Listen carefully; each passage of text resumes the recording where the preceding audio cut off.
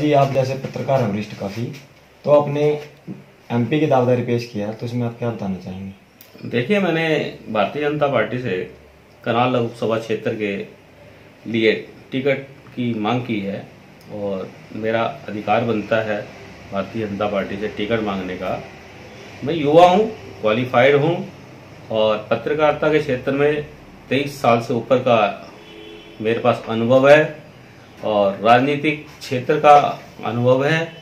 समाज सेवा में मेरा बहुत बड़ा योगदान रहा है और रहेगा और मैं हरियाणा की राजनीति को बहुत अच्छे से जानता हूं और उसके अलावा मैं बाल्यकाल से स्वयंसेवक रहा हूं और आज भी स्वयंसेवक हूं और मुझे हरियाणा में काफ़ी पदों पे मैंने काम किया है।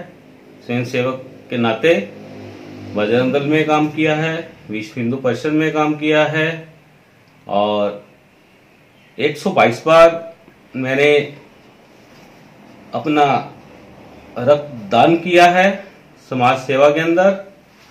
और खैर, मेरा इन चीज़ों से तो नहीं कि मुझे इन चीज़ों को देखते हुए मुझे राजनीति में प्रवेश करना चाहिए, लेकिन मेरी जो सोच है, मेरी सोच भाई नरेंद्र मोदी जैसी सोच है।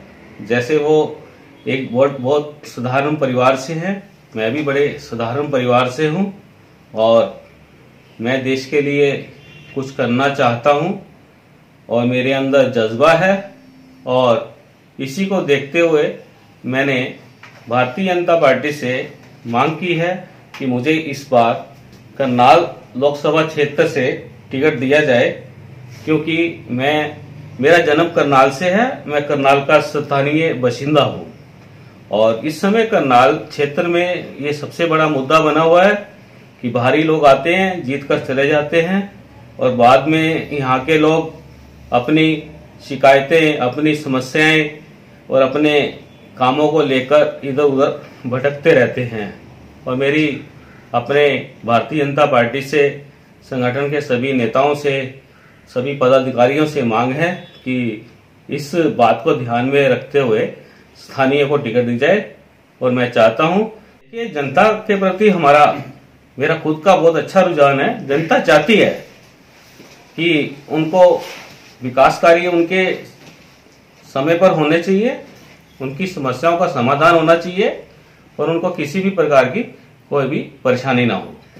किस तरह के कार्य करवाना चाहते हैं आप जनता? देखिए, विकास कार्य जिस तरह से माननीय प्रधानमंत्री जी ने कराए हैं, भी जो सदियों से काम रुके पड़े थे, कांग्रेस ने रोक रखे थे, वो जो देखने में आया है कि 5 साल के अंदर वो सारे के सारे काम हुए हैं। पूरा देश में अत्याधुनिक सड़कें बनी हैं, अत्याधुनिक पुल बने हैं, अत्याधुनिक विश्वविद्यालय बने हैं, बड़ी बड़ी परियोजनाएं अपने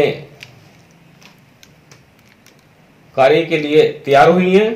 तो ये काम भारतीय जनता पार्टी ही कर सकती है और आज भारतीय जनता पार्टी की पूरे देश में लहर है। सर, आप समझते हैं, आप एक समाज सेवक हैं, एक पत्रकार हैं और काफ़ी अरसे से आप इसमें चल रहे हैं और राजनीति के अलग रास्ता है, दोनों को आप कॉम्बिनेशन कैसे करेंगे? देखिए, पत्रकार और राजनीति का रास्ता एक ही है।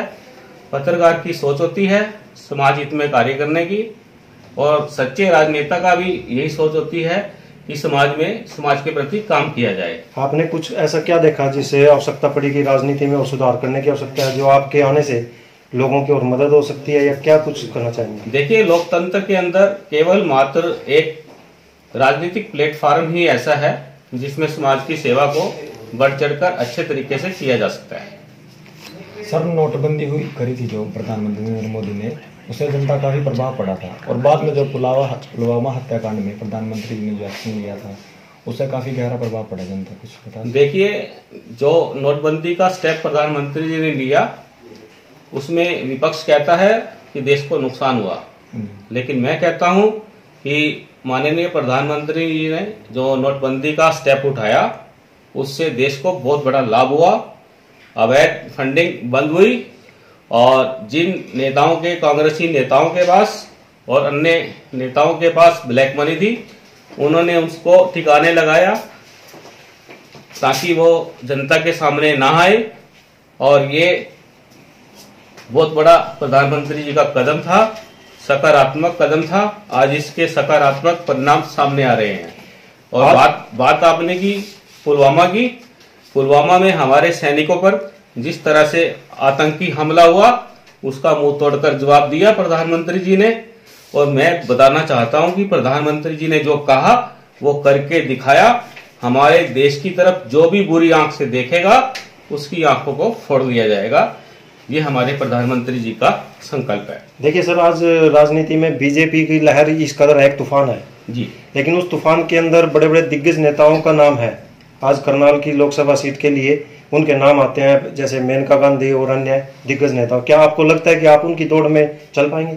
देखिए, वो निर्णय पार्टी और संगठन का है, लेकिन मेरा अधिकार है पार्टी से टिकट मांगने का। मुझे पार्टी टिकट दे, मैं तैयार हूं हर तरह से पार्टी की ये सीट जीतकर पार्टी की झोली में डालने का काम करूंगा। और उसके बाद भी अगर पार्टी मुझे टिकट नहीं देती है या मुझे कोई और जिम्मेदारी देती है तो उसके लिए भी मैं पार्टी के लिए काम करने के लिए तैयार हूं।